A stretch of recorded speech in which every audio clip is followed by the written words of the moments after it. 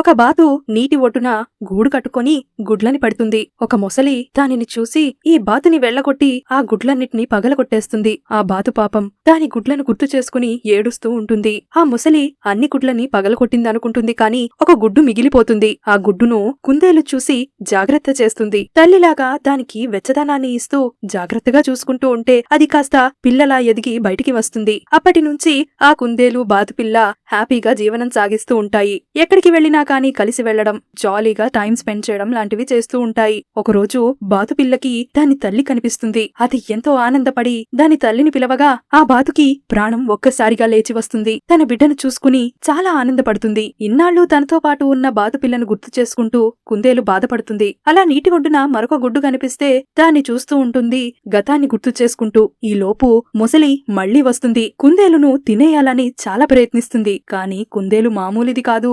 ఆ మొసలితో ఫైటింగ్ చేసి పారిపోయి బయటికి వస్తుంది. వెళ్ళిపోయిందనుకున్న తన బాతు ఫ్రెండ్ తిరిగి వస్తుంది. ఆ బాతుపిల్ల తల్లి మొసలి బారి నుండి దీనిని రక్షిస్తుంది. ఎలానో ఇవి రెండూ కూడా ఒడ్డున పడతాయి. ఆ బాతు ఫ్యామిలీతో కలిసి కుందేలు చాలా హ్యాపీగా ఫీల్ అవుతుంది.